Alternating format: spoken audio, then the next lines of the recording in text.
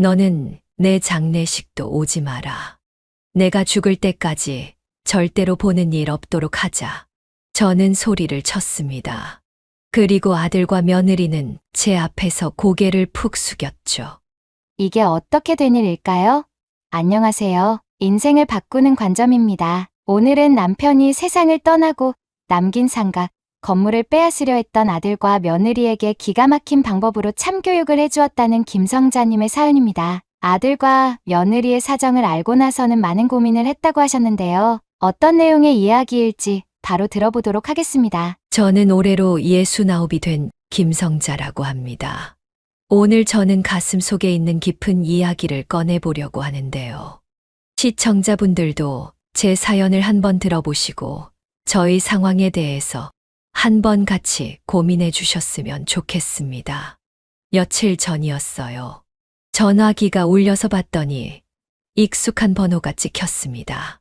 물론 저장하지 않은 번호였지만 저는 그 번호를 너무나도 잘 알고 있었습니다. 제 아들의 뒷번호였기 때문입니다. 저는 심장이 그때부터 쿵쾅거리기 시작했어요. 저는 급히 필요시에 먹는 약병을 꺼냈습니다. 약을 먹고 난 뒤에도 여전히 울리는 전화벨. 저는 애써 귀를 막고 그것을 외면하였습니다. 꼭 그래야만 했어요.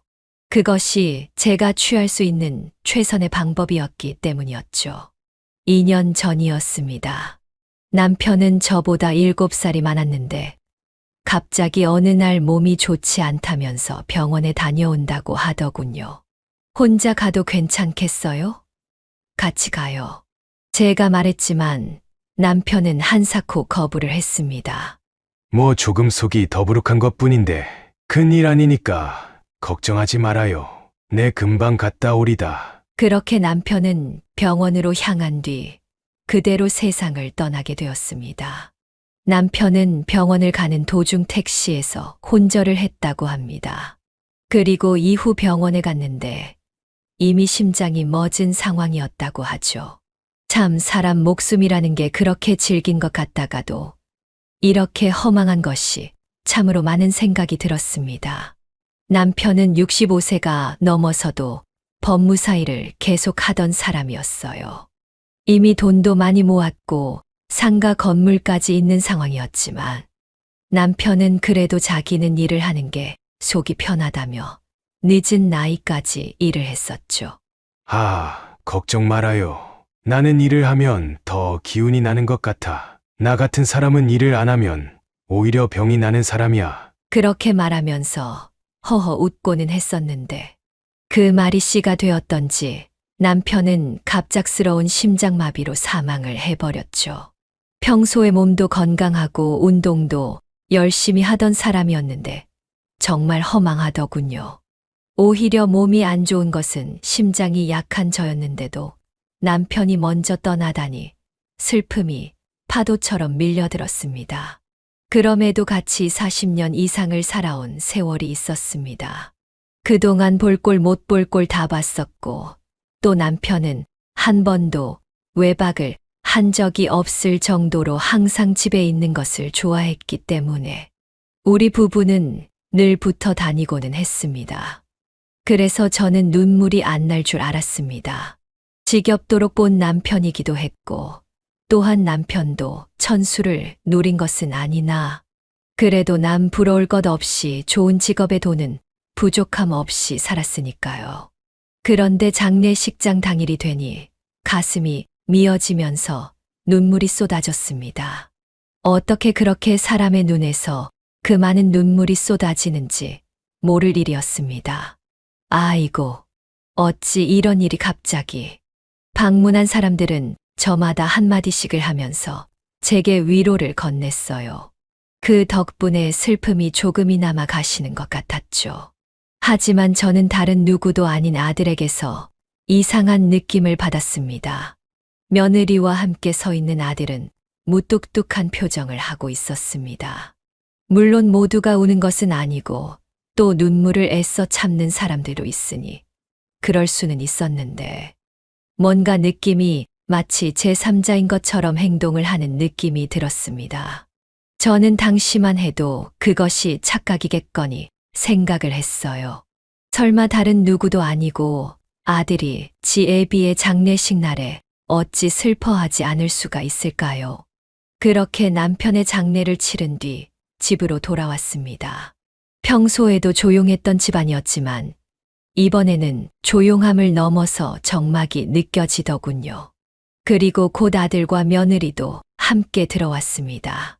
또한 일가 친척들도 함께 들어와 이야기를 나누게 되었습니다. 그래도 정말 잘 살다 가셨어. 부자로 살다 가셨으니 원 없었을 거요. 그래요. 우리 오빠가 그래도 진짜 머리는 좋았지. 변호사도 아닌데 그 많은 돈을 벌어서 그 상가 건물 수십억 하는 걸 산 거 보세요. 참으로 비상했어. 그렇게 친척들은 떠나간 남편의 이야기를 하면서 서로 위로를 하기도 하고 또 옛날 이야기를 하기도 하면서 웃기도 했습니다. 이렇게 잊어가는 것이겠지요. 떠나간 사람들을 잊는 법은 방법이 없습니다. 이렇게 추억하고 또 이야기하며 시간이 흘러가길 기다리는 수밖에요. 그런데 아들이 이런 이야기를 꺼냈습니다. 어머니, 이참에 상가 건물을 정리하시는 건 어때요? 일순간 일가 친척들 모두가 조용해졌습니다. 상가 건물 말이냐? 왜? 아니, 상가 건물 팔고 어머니도 편하게 지내시면 어떨까 싶어서요. 사실 상가 건물도 그거 관리하고 이러는 거 힘들잖아요. 세금도 계속 나가고. 이렇게 아들이 말하자 일가 친척들도 일리 있는 말이다. 아니다. 부동산은 더 오른다. 팔면 안 된다. 이렇게 두 부류로 나뉘었습니다. 나중에 이야기하자꾸나. 지금은 그런 이야기할 때는 아닌 것 같구나. 저는 그렇게 말하면서 상가 이야기는 접어두게 되었습니다. 그리고 며칠이 더 지난 시점이었습니다. 그때 다시 한번 아들과 며느리가 찾아왔더군요. 어머니, 안녕하세요. 그래, 어서 오거라. 아가, 너도 어서 오고. 어쩐 일이냐? 엄마 집에 오는데 어쩐 일은 무슨 어쩐 일이에요? 그냥 혼자 계시니까 별일 없나 하고 찾아온 거죠. 아들의 말이 기특했어요. 평소에 무뚝뚝하고 그랬던 아들입니다만 때로는 이런 속 깊은 구석도 있구나 싶었습니다. 사실 우리 큰아들은 둘째입니다. 첫째는 제가 낳고 나서 100일도 안 돼서 원인 모를 병으로 호흡이 멎어서 먼저 세상을 떠났습니다. 병원에서는 애초에 호흡기가 약하게 태어난 것 같다는 이야기를 했었는데 상심이 컸죠. 그때 입은 상처가 지금도 저에게는 남아 있습니다. 아마도 남편도 죽을 때까지 먼저 떠난 첫째에 대한 그리움과 미안함을 가지고 세상을 떠났을 겁니다. 그래서 저희는 정말 지금의 아들을 애지중지 키웠습니다. 다만 그것과 다르게 아들은 애정 표현에 서툴렀고 무뚝뚝하고 또 말수도 없었습니다. 그렇기 때문에 이런 살가운 말을 들을 것이라고는 생각도 못했어요. 하지만 아버지가 떠나고 나니 남겨진 제가 걱정이 되었던가 봅니다. 어머니, 호박전 좀 해왔는데 드셔보세요. 어머니, 이거 좋아하시잖아요. 그래, 마침 아무것도 못 먹었는데 잘 됐구나. 그렇게 며느리와 아들 그리고 제가 식탁에 둘러앉았죠. 엄마, 진짜 이번에는 진지하게 한번 생각해 보세요. 지금도 건물 관리 직접 하신다고 고생하시잖아요. 사람 쓰라고 해도 돈 아깝다고 안 쓰시고 아버지 계실 때야 아버지가 서류 처리도 다 하시고 하셨지만 지금은 서류 같은 건 어떻게 처리하시려고요? 아들이 걱정을 한 바가지 쏟아냈습니다. 아가, 내 생각도 그렇니? 저는 며느리에게 물었습니다. 며느리 역시 같은 생각을 가지고 있는지 궁금했습니다. 저희 집 며느리 같은 경우 명문대를 나오고 이래저래 능력이 있는 걸로 유명하다는 이야기를 들었기 때문에 며느리의 의견도 궁금했죠. 며느리는 저를 보며 이렇게 이야기를 했습니다. 지금 가지고 계셔도 나쁘진 않죠.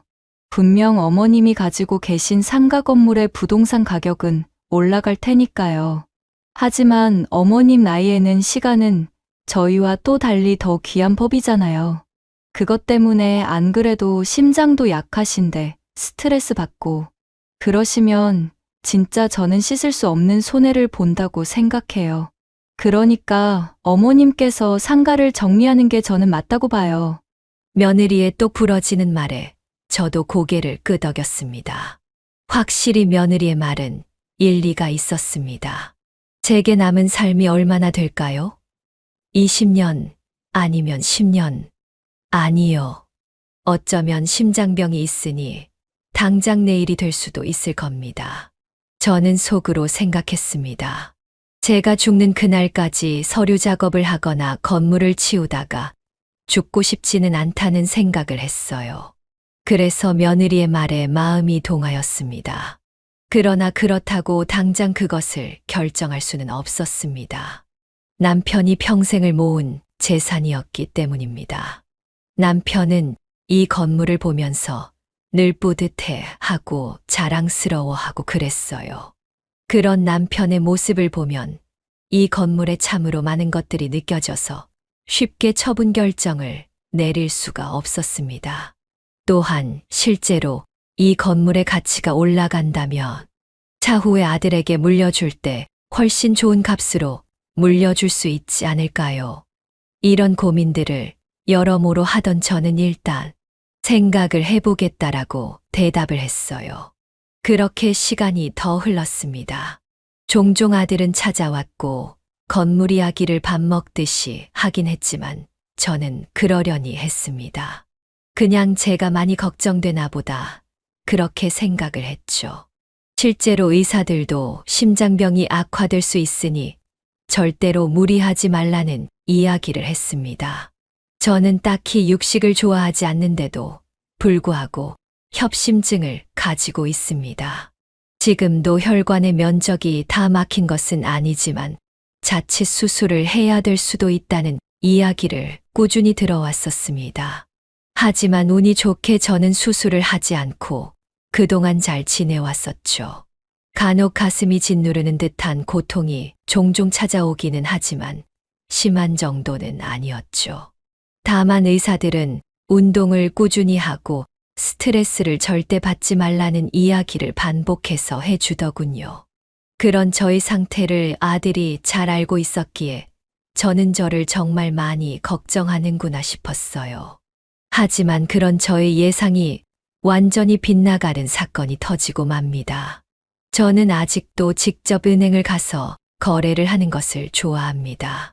사람들은 다 핸드폰으로 할 수 있는데 뭘 은행까지 가냐면서 그러지만 제가 어릴 때는 은행에 자주 가는 사람들이 부자였었어요.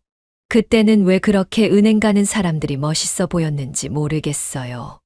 그래서 저도 운동도 할 겸해서 종종 주거래 은행까지 거리가 좀 있지만 걸어 다니고는 합니다. 이번에는 오랜만에 저금통이 다 모여서 이것을 입금하러 은행에 가는 길이었습니다.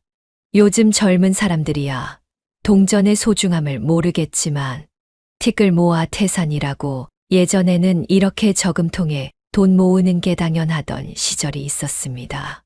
빼곡히 모은 500원짜리가 반짝반짝 손에서 빛나는 것을 볼 때면 참으로 기분이 좋습니다. 그렇게 모은 500원짜리와 100원짜리를 들고 은행에 갔어요. 사람들이 붐비더군요. 그래서 번호표를 뽑고 뒤에 있는 구석진 곳에 앉았습니다. 아마도 한참 기다려야 할 것 같아 조용히 기다리고 있어야겠다 생각을 했습니다. 그렇게 이런저런 생각을 하고 있는 사이 앞쪽에서 어떤 통화 내용이 들려오기 시작했습니다. 아니, 이번에 일이 좀 있어서 돈 좀 땡겨보려고 하는데 어머니 건물이 필요할 것 같아서. 우리 엄마? 우리 집에 무슨 건물이 있어. 시어머니 거 말이야. 그래. 시어머니 건물 그게 필요하다고. 몰라. 일단은 그걸 팔아서 현금을 얻을 수 있으면 베스트이긴 한데 아직은 어떻게 될지 모르겠다. 저는 처음에는 소음들 속으로 들려오는 그 이야기를 듣고서 혀를 찼습니다. 아마도 제 아들 또래인 것 같은데 저런 사람들이 진짜 있다니 믿을 수가 없었죠. 그런데 들으면 들을수록 목소리가 매우 익숙해졌습니다. 안 되면 그 건물 담보로 잡아서 대출이라도 해봐야지. 글쎄, 그 건물이 지금 얼마쯤 하려나? 시세가 20억 정도? 상가주택인데 정확히는 모르겠어. 그래서 오늘 대출 상담 받으려고 은행으로 온 거야. 저는 그 목소리가 며느리와 아주 유사하다는 것을 그제야 알았습니다. 저는 순간 너무 놀라서 가슴이 쿵쾅거리기 시작했어요. 하지만 차마 확인할 용기가 나질 않았어요. 만약 진짜라면 나는 어떻게 해야 할까? 온갖 고민이 많았습니다. 아니, 시아버님 돌아가신 지 얼마 안 되긴 했는데, 뭐 어떻게 해? 먹고 살아야지. 언제까지 일하면서 살 거야. 이번에 그이랑 나랑 하고 있는 사업 한 번에 확장해서 크게 벌고 그만둬야지. 저는 그때야 확신이 들었습니다. 목소리만 듣고도 알 수 있었어요. 왜냐하면 실제로 며느리와 아들은 사업을 같이 하고 있었어요. 정확히 뭔 사업인지는 모르지만 공간을 꾸민 뒤 빌려주는 무슨 그런 사업이라고는 들었습니다. 그런데 점점 앞에 있는 여자가 말할수록 그게 딱 저희 아들 부부와 맞아 떨어져 가고 있었습니다. 결국 저는 눈을 돌려 앞쪽에 앉아 있는 여자를 볼 수 있었어요. 뒷모습이었지만 단발에 파마를 한 것이 영락없는 저희 집 며느리였습니다. 잠시 끊어봐. 내 차례 왔다. 며느리는 그렇게 말하며 앞으로 나가서는 대출 창구로 상담을 받아갔어요. 그리고 얼마 지나지 않아서 아무것도 못하고 있는 저에게 424번 번호가 뜬 것이 보였습니다. 제 차례였어요. 하지만 저는 가지 못했습니다. 그대로 힘이 풀린 다리에 억지로 힘을 주고 일어서서 걸어 나왔어요. 저는 집으로 급히 돌아왔습니다. 그리고 급하게 심장약을 찾아 먹은 뒤 심호흡을 했어요. 정말 믿을 수 없는 일이 벌어진 것이었습니다. 아들은 알까? 아니면 아들은 모르고 있을까? 저는 온갖 생각을 하기 시작했습니다. 아들은 모르고 며느리만 그렇게 생각하고 있는 것일 수도 있잖아요. 하지만 그럴 리가 없었어요. 며느리의 사업은 아들이 주도적으로 하고 있다고 알고 있습니다. 그러니 사업을 확장한다느니 뭐냐느니 이야기를 하고 며느리가 알아볼 정도라면 아들도 분명히 이것을 알고 있을 것입니다. 물론 재산 20억에 미련은 없습니다. 그 건물 있어도 살고 없어도 삽니다. 지금 들어오는 월세로 저는 생활을 하고 있는데 그거 끊겨도 지금 제가 살고 있는 집 팔고 지방에 작은 아파트 하나 얻어서 살면 그만입니다. 그러면 남은 여생 풍족하진 않더라도 조용히 지낼 수 있겠지요. 그래서 배신감이 드는 것이었습니다. 아들과 며느리가 짜고서 저 몰래 무엇인가를 꾸미려고 한다는 사실 자체가 받아들여지지가 않았습니다. 저는 사실이 아닐 거야. 내가 잘못 본 건 걸 거야. 스스로 이렇게 되뇌이면서 며칠을 보냈습니다. 그동안 아들에게 몇 번 연락이 왔는데 무서워서 받을 수가 없었어요. 제가 끔찍이 사랑했던 아들을 미워하게 될까 봐서요. 그리고 아들이 본색을 드러내면서 돈이나 내놓고 사라지라고 말할까 봐 두려웠어요. 그때마다 저는 심장이 쪼이는 듯이 아팠습니다. 하지만 심장이 아픈 것보다 마음이 아픈 것이 더 큰 아픔이었죠. 그러다가 연휴가 다가왔습니다. 황금 연휴라고 5일 연속으로 쉬는 날이 계속된다고 하더군요. 그런데 그때 아들에게 문자가 왔습니다. 엄마, 제주도 호텔 예약해놨어요. 여행 간 지도 오래됐으니 한번 같이 가요. 집사람이랑 저랑 엄마랑 셋이서 가는 걸로 비행기 잡을게요. 저는 그 문자를 받고서 결심을 했습니다. 이번에 여행을 가서 아들의 솔직한 심정을 들어보기로요. 그리고 저는 상가 건물을 팔 생각이 없다고 못을 박을 생각이었습니다. 제가 죽기 전에 건물을 어떻게 처분할지도 좀 고민을 해봐야 하긴 했습니다만, 당장의 일은 아니었기에 일단 팔지 못하겠다고 이야기를 하려 했습니다. 차마 저를 돈으로 보고 저를 속이는 자식한테 이렇게 당해줄 수는 없었습니다. 설령 제가 그렇게 넘어가 준다고 하더라도 나중에 얘들이 어떤 사람들이 될까요? 돈밖에 모르는 사람, 사기꾼, 어미도 돈으로 밖에 안 보는데 남들에게는 어떻겠어요? 저는 더더욱 건물을 넘겨줄 수 없었습니다. 그렇게 제주도 여행을 가는 당일이 되었어요. 저는 굳게 다짐을 하고 비행기에 올랐습니다. 아들과 며느리는 아무렇지 않다는 듯이 저를 대했죠. 하기야 그럴 수밖에 없었을 겁니다. 제가 자신들의 계획을 안다고는 꿈에도 상상을 못했겠죠. 그렇게 제주도행 비행기는 금방 제주도에 도착을 했습니다. 빌린 자동차를 타고 호텔로 향하는 길 많은 생각이 들었습니다. 만약 남편이 그렇게 허무하게 떠나지 않았다면 내가 이런 취급을 받으며 살았을까? 이런 생각도 들었고, 또 앞으로 어떻게 해야 하는지 막막하기만 했습니다. 그렇게 겉으로 보기에는 오붓한 세 가족은 제주도 호텔에 머물게 되었죠. 그럭저럭 시간은 잘 갔습니다. 회도 먹고 또 바다도 보고 그랬어요. 물론 저는 회가 무슨 맛인지도 모른 채 밥을 먹었습니다. 사실 그동안 이런 현실을 피하고 싶어서 아들과 며느리를 피해오고 있었어요. 이들과 마주칠 생각을 하니까 온갖 생각이 다 들면서 분노가 치밀어 오르더라고요. 제주도 여행을 갔어도 그때 당시 은행에서 들었던 며느리의 목소리가 지워지질 않아서 고생을 했습니다. 며느리가 아니라고 스스로 최면을 걸듯 말해보았지만 불가능했습니다. 제가 두 눈 똑똑히 며느리를 봤으니까요. 그것을 시어머니인 제가 몰라볼 수는 없었죠. 그리고 밤이 되었죠. 저는 아들을 찾으러 아들이 머물고 있는 호실에 갔습니다. 그런데 문이 열려 있더라고요. 저는 아들을 부르며 들어갔습니다. 그런데 아무도 없었죠. 잠깐 어디 갔나 싶었습니다. 그냥 나가려는데 침대 앞에 있는 테이블 위에 올려져 있는 서류가 보이더라고요. 그냥 나가는 게 맞는 일이었지만 그럴 수가 없었습니다. 제 감이 그냥 나가면 안 된다고 경고를 하고 있었기 때문입니다. 그리고 뚜벅뚜벅 조심스레 테이블 앞으로 갔습니다. 결국 보게 되었죠. 테이블 앞에 놓여져 있는 진실을요.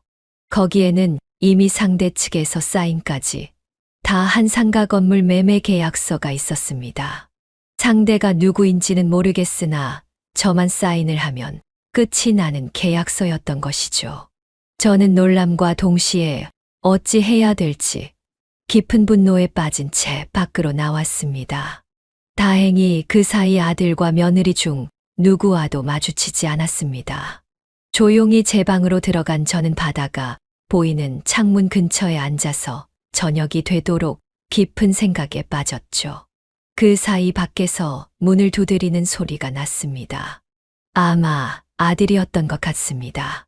저는 일단 문을 열고 이야기를 해봐야겠다고 생각했어요. 그런데 그 순간 기억을 잃었습니다. 제가 눈을 떴을 때는 의사의 목소리가 들려왔죠. 정신이 좀 드세요?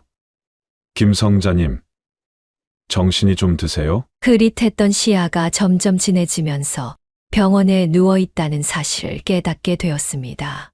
순간적으로 심장에 무리가 오셔서 쓰러지셨었어요. 의사의 이야기에 저는 눈을 꿈뻑거리며 있을 뿐이었습니다. 나중에 이야기를 들어보니 제가 아무런 응답이 없자 아들 부부가 호텔 관리자를 불러와서 문을 땄던 모양입니다. 그런데 쓰러진 저를 발견하고 급히 호텔 차량을 이용해서 병원으로 옮긴 것이었습니다.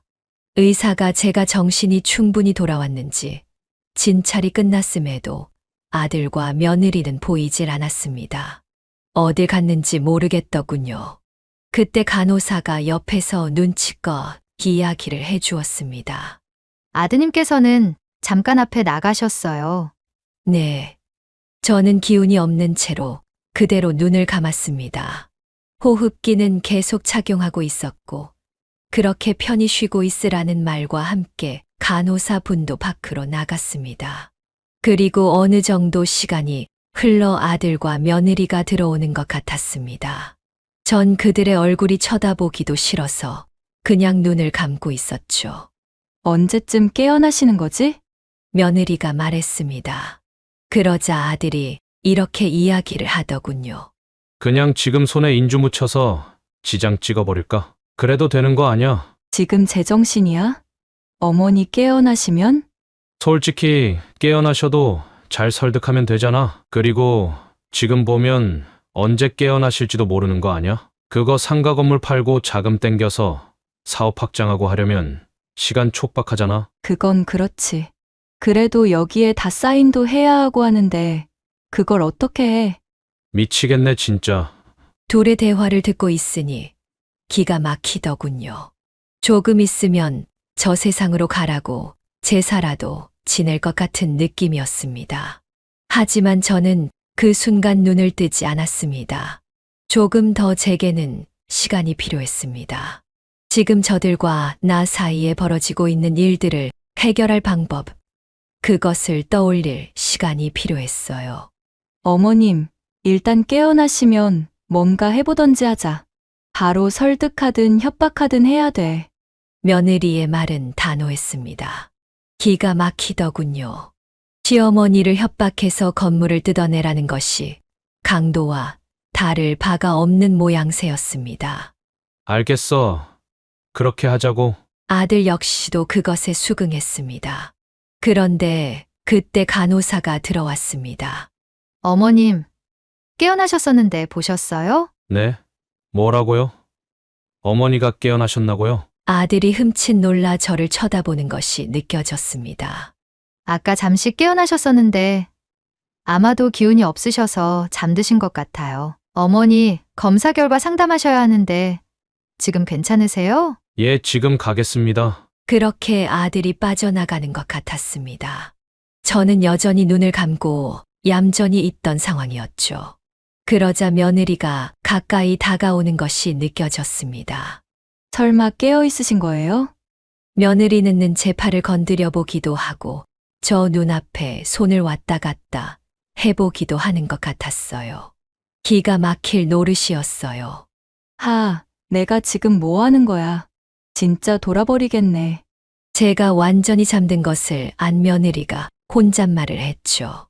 돈 많은 집안이라고 해서 시집 왔더니만 이게 뭔 개고생이야. 적당히 하고 이혼을 하던지 해야지. 진짜 더러워서 못 살겠네. 며느리는 악마처럼 이야기를 하더니 이내 밖으로 나가버렸죠. 그제야 저는 확신을 가질 수가 있었습니다. 지금 며느리도 그렇고 아들도 그렇고 더 이상 그들에게 전 부모도 어른도 아니라는 것을요. 그냥 돈을 쥐고 있는 빨리 죽어야 하는 노인네일 뿐이었어요. 그리고 며칠이 지났습니다. 바로 저는 수술 일정이 잡혔습니다. 지금도 심장에 혈관이 많이 막혀 있는 상황이기 때문에 스텐스 수술을 해야 한다고 하더군요. 아들이 굳이 어떻게든 서울에 가서 받자는 것을 저는 제주도에서 받는다고 했습니다. 제가 입원한 제주도의 대학병원에도 심장 수술을 잘하는 선생님이 있을 뿐만 아니라 일단 아들과 며느리를 저에게서 떼어놓아야만 했습니다. 서울에 가면 아마도 심장 수술을 하던 말던 시도 때도 없이 찾아와서 건물 이야기를 할 것이 눈에 훤히 보였습니다. 그래서 저는 시간을 벌기 위해서 아들과 며느리가 거의 찾아오지 못하도록 이곳에서 수술을 하기로 결정을 했습니다. 실제로 지금 제 몸 상태로 서울까지 가는 것도 무리인 부분들도 있기도 했고요. 실제로 아들과 며느리는 다시 올라가야만 했습니다. 그들 사업이 남에게만 맡겨서는 돌아가지 않는 사업이었기 때문입니다. 결과적으로 저는 혼자서 수술을 받게 되었는데 훨씬 마음이 편안했습니다. 오히려 아들과 며느리의 낯짝을 보고 있으면 나을 병도 악화가 될 것 같았죠. 그렇게 수술에 들어가게 되었습니다. 까맣게 기억이 삭제되어 있었고 일어나 보니 수술은 잘 끝나 있었죠. 저는 오래간만에 편안함을 느꼈습니다. 설령 수술이 잘 되지 않았다고 하더라도 저는 남편을 보러 가는 길이라고 생각하니 그렇게 슬프거나 억울하지는 않았습니다. 지금 이 세상에서 저를 생각해 주는 사람은 없다는 생각이 들었으니까요. 어머니, 좀 몸은 어떠세요? 이제 좀 나아져 가고 있구나. 아들의 전화였습니다. 아들은 역시나 뻔히 목적이 있어서 전화를 했을 것이었죠. 예상은 빗나가지 않았어요. 아직 회복 중이시라 좀 그렇긴 한데 요번에 상가를 좋은 가격에 사겠다는 사람이 나타나서요. 저랑 아는 사람인데 이런저런 이야기를 했더니 웃돈을 주고 상가를 구매하겠다고 하더라고요. 워낙 좋은 기회라서 어머니께 꼭 말씀드리려고 전화를 했어요. 일단 생각해보마. 지금은 회복 중이라 다른 것은 생각하고 싶지 않구나. 의사가 절대적인 안정을 취하라고 했지만 이런 아들의 목소리를 듣는 것만으로도 저는 스트레스가 급증하는 것 같았어요. 하지만 수술 이후 저는 예전처럼 분노가 잃지는 않았습니다. 여러 가지 생각이 있었고 또 깨달음도 있었습니다. 사람이 죽음의 문턱에 갔다 오면 달라진다는 이야기가 있는데 저도 그런 것 같았습니다. 돌이켜보니 제가 정말 모래알처럼 손에 쥐어지지 않는 것들을 쥐고 살려고 했다는 생각이 들더라고요. 하지만 아들의 재촉은 그치지 않았습니다. 어머니, 잘 생각해 보세요. 지금 이 정도 웃돈이면 나중에 가격 올라서 팔 때랑 비슷한 수준이에요. 몇 년은 훨씬 이익을 보는 거라고요. 그리고 꼭 그 부동산이 올라간다는 보장도 없고요. 아들이 조급하게 이야기를 했죠. 뭔가 조급해 보이는구나. 뭔가 돈이 급하니? 아들은 저의 이야기에 흠칫 놀라는 듯 했습니다. 아니요. 제가 돈이 왜 필요하겠어요? 지금 사업도 잘 되고 있고 그냥 어머니 좋은 기회가 있으니까 해보라고 말씀드린 거예요. 그래서 생각해 보겠다고 말했잖니? 아, 네, 알겠어요. 그럼 끊는다. 저는 그렇게 전화를 끊었습니다. 아들은 아마도 입술을 깨물며 어떻게 저를 설득할지 고민을 하고 있을 거였습니다. 아무래도 이 정도로 안달이 나 있는 것을 보면 급하게 돈이 필요한 모양이었죠. 그래서 저는 좀 진실을 알아보기 위해서 탐정을 고용하기로 했습니다. 예전에는 흥신소들이 있었지만 그들보다는 보다 전문적으로 아들과 며느리가 어떻게 사는지 관찰을 해줄 사람이 필요했죠. 제가 원하는 것은 지금 아들과 며느리가 어떤 일들을 하고 있는지, 어떤 생활을 하고 있는지 알려주세요. 그리고 저 몰래 뭔가 꿍꿍이가 있을 것 같은데 그것도 알려주시고요. 알겠습니다. 그러면 일주일 정도 뒤에 보고 드리겠습니다. 그렇게 고용된 탐정은 제 아들과 며느리의 주변을 조사하기 시작했죠. 그리고 충격적인 사실들이 드러나게 되었어요. 아들의 사업은 이미 휘청거리고 있었고 도박장에서 빚까지 진 것을 확인했다고 하죠. 또 며느리 같은 경우 밤마다 외출하는데 다른 남자들을 만나고 다니는 것 같다는 이야기를 했어요. 하지만 두 사람이 못 볼 꼴을 보면서도 뭉칠 이유가 있었던 것이죠. 바로 제20억 건물 때문에 둘이 귀엽고 평범하고 성실한 부부인 척하면서 저를 찾아왔었던 것이었습니다. 둘 다 저를 속이고 있었던 것입니다. 이것이 사기꾼과 다를 바가 뭐가 있겠어요. 그리고 심지어 두 사람은 아예 별거를 한다는 것도 보고를 받을 수가 있었습니다. 그렇게 제주도에서 회복을 하는 시간이 흘러가고 있었죠. 그런데 며느리에게서 전화가 왔습니다. 어머님 안녕하세요. 그래, 무슨 일이냐? 어머님 건강이 걱정되어서 전화를 드렸어요. 그래, 고맙구나. 저는 며느리의 시커먼 속이 뻔히 보임에도 속아 넘어가는 척을 했어요. 며느리가 과연 어떤 계략을 꾸미고 있는지 알아내고 싶었죠. 어머님, 생각해보니까 몸도 이렇게 안 좋으시고 저희가 모시는 것은 어떨까 싶어요. 너희가 나를 모시겠다고? 얘 그이랑도 상의를 해봤는데 어머니를 모시고 사는 게 자기도 좋을 것 같다고. 너는 괜찮겠니? 저야 너무 좋죠. 어머니를 제가 얼마나 좋아하는데요. 그래. 그럼요. 그래서 드리는 말씀인데 아예 상가 건물을 그의 이름으로 넘기고 이제는 저희가 모시면서 푹 쉬시는 게 어떤가 싶어요. 제안은 고맙구나. 일단 내가 제주도에서 회복을 다 할 때까지 생각해보마. 어머니, 이제 움직이실 수도 있는데 서울로 올라오시는 건 어때요? 왜? 저번에 준영이도 그렇고 너도 그렇고 계속해서 서울로 올라오라고 하는구나. 서울에 있으면 치료도 더 좋은 데서 받을 수 있고 저희도 계속 돌봐드릴 수 있으니까요. 그래? 알겠다. 그것도 생각해보마.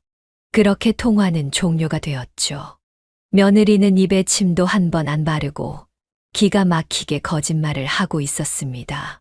또 며칠이 흘러 탐정으로부터 하나의 메시지가 도착을 했습니다. 그는 제게 핸드폰으로 촬영한 파일을 하나 보내주었죠. 촬영은 몰래 한 것인지 흔들리거나 혹은 바닥을 보는 경우도 있었어요.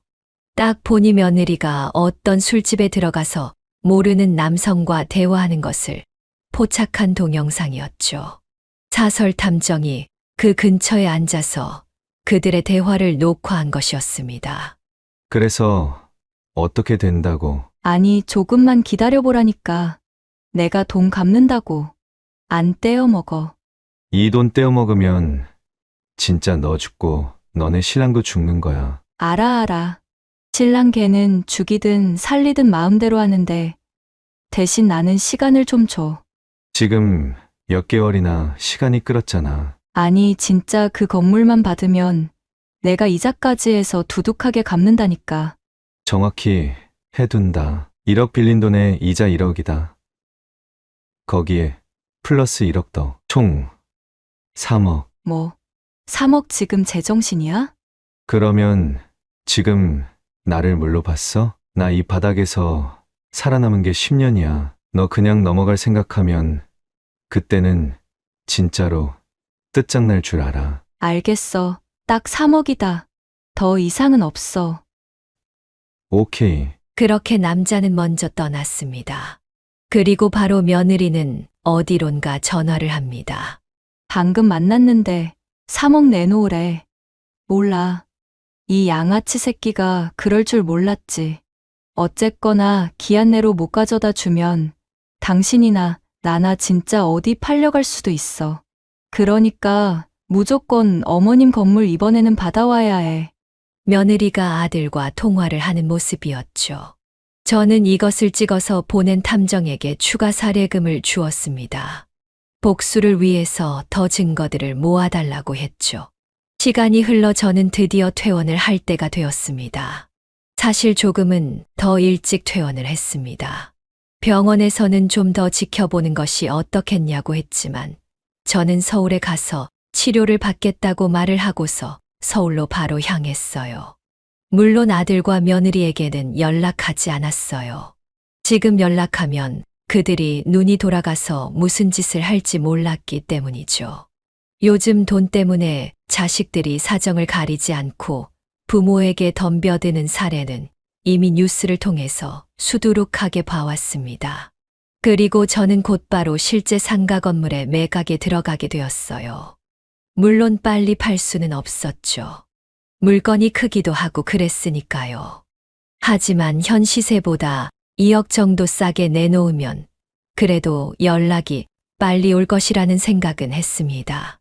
실제로 바로 건물을 사겠다는 투자자를 찾았고 바로 상가 건물을 판매하였죠. 물론 이 과정에서 한 달 정도 시간이 소요되기는 했어요. 그 사이 아들과 며느리에게 수십 통씩 전화가 왔었죠. 물론 그들은 제가 서울에 있는 줄 모르고 있었어요.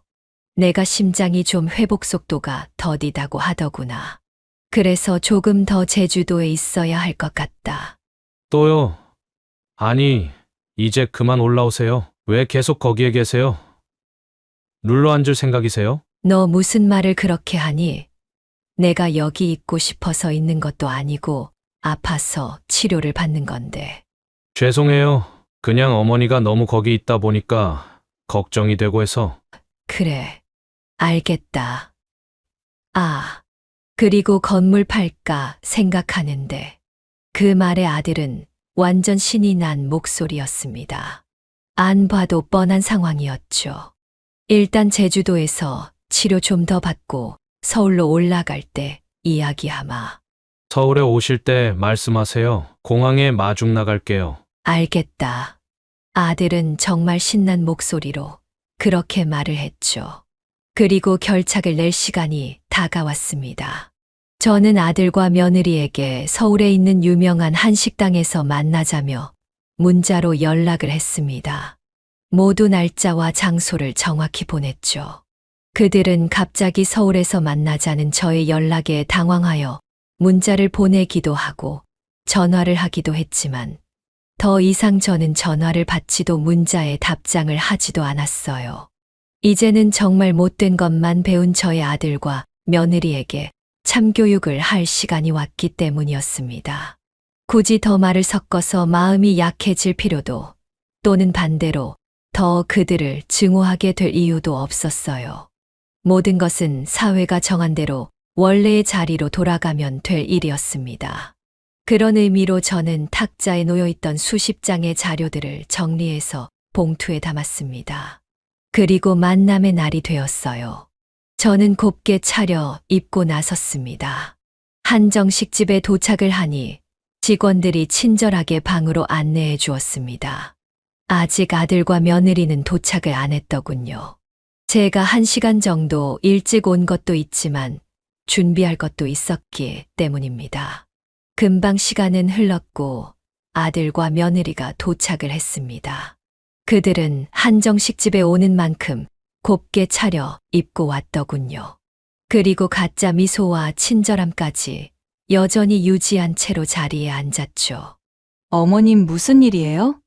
그러게, 오늘 누구 기념일인가? 어머니 생일은 몇 개월 남은 것 같은데? 오늘은 특별한 날이니까. 제가 말을 하자 아들과 며느리는 무슨 소리냐는 듯 멀뚱멀뚱한 표정을 지었습니다. 저는 먼저 식사부터 하자고 이야기를 한 뒤 식사를 시작했죠. 남들이 보면 단란한 그런 가족의 식사 자리였어요.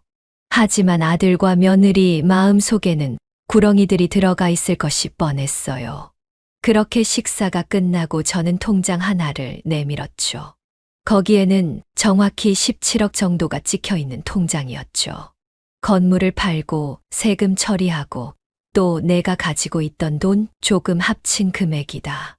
17억. 어머님, 아들과 며느리는 놀라서 눈물이라도 흘릴 것 같은 표정을 지었죠. 아마도 자신들이 이 돈을 받는 것이라고 생각을 했던 모양입니다. 아무래도 그렇게 생각할 수밖에 없겠죠. 그 돈 중 절반은 기부를 할 생각이다.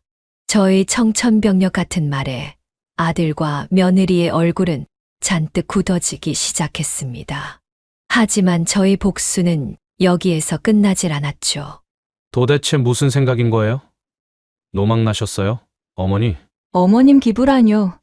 저희 집도 먹고 사는 게 빠듯한데. 아들 부부가 얼굴을 붉혀가며 소리를 쳤습니다. 저는 그래서 옆에 준비해뒀던 봉투들을 건넸죠. 각자 봉투를 열어보더니 얼굴이 흑빛으로 변했습니다. 아들의 봉투에는 며느리가 다른 남자와 만나고 있는 사진들이 있었고, 며느리의 봉투에는 아들이 도박장을 드나들고 있는 사진이 있었죠. 당신 바람 또 폈어? 다른 남자 만났냐고. 당신이야 말로 미쳤어? 지금 도박해서 진 빚이 얼마인데 또 도박을 해? 서로 눈을 부라리며 당장이라고 치고받을 것 같은 것을 제가 말렸습니다. 지금 내 앞에서 뭐 하는 짓들이냐? 저의 말에 며느리는 분노해서 이야기를 했습니다. 더 이상 가면을 쓰는 연기는 할 필요가 없다는 걸 알았기 때문이죠. 어머니도 이러는 거 아니죠? 예? 솔직히 이 돈 17억 적당히 눈치가 있었으면 벌써 넘겨줬어야죠. 그리고 노인네가 무슨 17억이나 필요하다고 그래요? 뭐야, 지금 미쳤어? 너 엄마한테 뭔 말버릇이야? 당신이야 말로 정신 차려. 엄마 좋아하네. 제일 먼저 건물에 빨대 꼽자고 한 사람이 누구인데. 저는 잠자코 그들의 이야기를 듣고 있다가 추가로 말했죠. 나머지 돈은 내가 사용할 거다. 저의 말에 아들과 며느리는 서로 대치를 하다가 저를 쳐다봤습니다. 그리고 당장이라도 달려들 기세였죠. 저는 그래서 바로 뒤편에 있는 가림막 벽을 노크했습니다. 다 들으셨죠? 가벽문이 열렸고 그 안에는 또 다른 테이블에 앉아있는 일가 친척분들의 모습이 보였죠. 저는 이게 너무나도 부끄러운 일이라는 것을 알았지만 알려야만 했어요. 또 이 애들이 어디 가서 돈을 달라고 하면서 사기를 치고 다닐지도 모르는 일이었고 또 아들과 며느리에 대한 최종적인 복수이기도 했습니다. 다시는 우리 집안에서 얼굴을 들고 다닐 일은 없을 테니까요. 또한 사건은 이대로 마무리 짓지를 않았죠. 저는 핸드폰을 켜서 녹화된 영상들을 틀기 시작했습니다. 이거 보이니? 이거 너희들의 행태를 녹화한 영상들이다. 이 영상은 그대로 내가 고용한 변호사의 손에 있고 경찰에게 신고가 될 예정이지. 아들아, 너는 내가 다녔던 도박장은 끝장이 날 것이고 너도 그 죄의 책임을 져야 할 거야. 어머니! 어떻게 이러실 수 있어요? 저는 아들의 외침에도 말을 이어갔습니다. 그리고 며느리 너는 그 불법 사채놀이 하는 놈들과 아주 잘 알더구나. 그 놈들에 대한 조치도 해두었다. 그 놈들에게 피해받은 사람들을 모아서 고소를 했지. 내가 피해자인지 그들과 동업자인지는 모르겠지만 그리고 너는 또 사람들한테 내 이름을 대고 돈을 계속 여기저기서 내 지인들로부터 빌려왔더구나. 그것도 사기죄로 처벌을 받게 될 거다. 이야기가 이렇게 돌아가자 아들과 며느리는 잔뜩 굳은 얼굴로 아무것도 못하는 상황이 되었습니다. 너는 내 장례식도 오지 마라. 내가 죽을 때까지 절대로 보는 일 없도록 하자. 저는 소리를 쳤습니다. 그리고 아들과 며느리는 그 앞에서 고개를 푹 숙였죠. 저는 그대로 자리에서 일어나 그곳을 떠났습니다. 그때 나오면서 눈물을 참으로 많이 흘렸던 것 같습니다. 어미가 자식을 끊어내는데 그것이 어찌 마음이 괜찮을 수가 있을까요? 또 반대로 아들과 며느리가 저를 그렇게까지 속여오고 완전히 망나니처럼 굴어왔다는 것에 대해서도 저는 참 고통스럽도록 회환을 느낍니다. 저는 마치 너무 많은 인생을 잘못 살아온 것 같은 생각이 들기도 했어요. 왜냐하면 그런 아들을 키운 것은 저이고 그런 아들이 선택해온 며느리였으니까요. 어쩌면 다 제 책임일 수도 있다는 생각이 들었어요. 하지만 그래도 냉정해야 했습니다. 결국 그대로 두면 더 큰 사건과 범죄만 일어날 뿐이라는 것을 저는 너무나도 잘 알았기 때문입니다. 이미 그런 사람들을 너무 많이 봐왔죠. 작은 일로 멈추는 경우는 거의 보질 못했습니다. 작은 것이 잘못되기 시작하면 언젠가는 전체가 잘못된 경우들을 살면서 너무 많이 봤습니다. 작은 구멍이 댐을 무너뜨리는 것처럼요.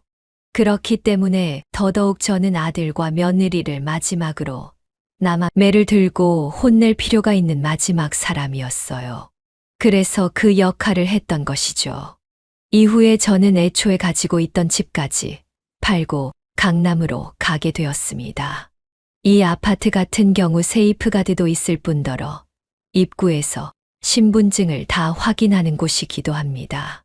설령 제 아들이나 며느리가 이곳을 알아낸다고 절대로 저를 만나러 들어올 수는 없는 곳이죠.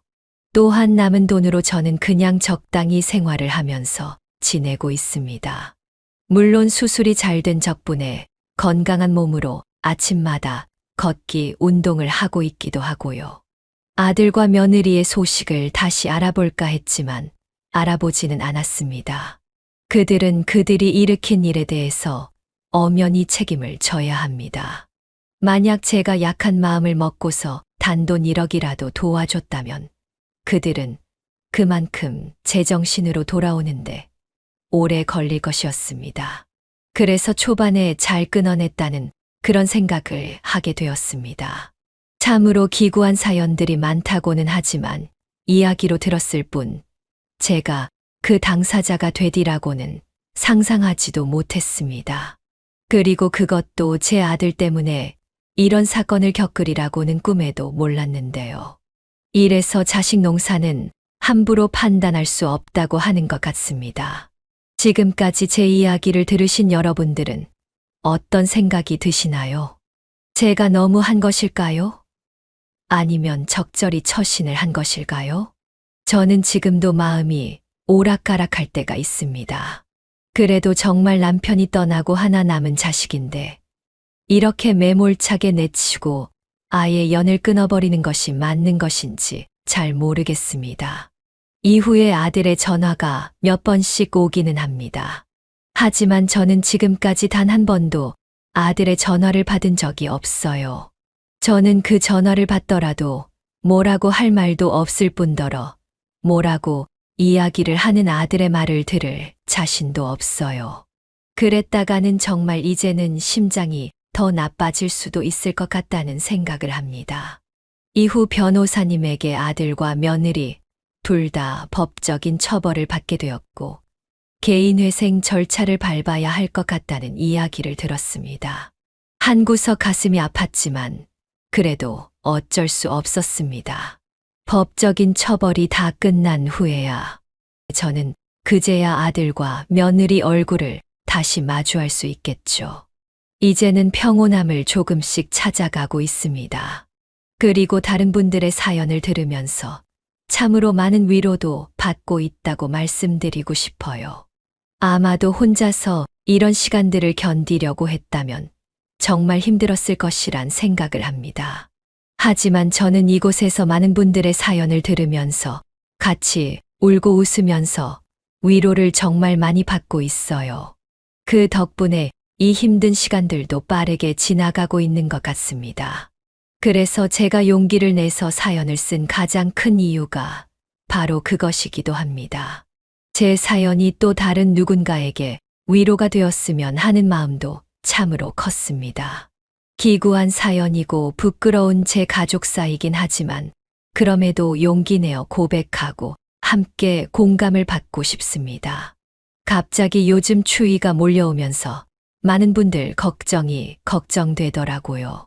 여러분 모두 건강 잘 챙기시고 올해는 꼭 이루고자 하시는 바 다 이루시고 가정에 평온이 가득하길 바라겠습니다. 지금까지 제 이야기를 들어주셔서 감사합니다. 네, 오늘 이야기는 어떠셨나요? 오늘 이야기를 듣고 어떻게 생각하시는지 어머님, 아버님의 생각을 댓글로 공유해주세요. 저는 또 다른 사연으로 찾아뵙겠습니다. 좋아요, 구독, 알람 설정을 통해 앞으로도 따뜻한 정을 나눌 수 있게 함께 해주세요. 어머님, 아버님의 삶의 지혜와 경험을 나눌 수 있는 통로가 되겠습니다. 오늘도 인생을 바꾸는 관점을 통해 사연을 들어주셔서 감사합니다.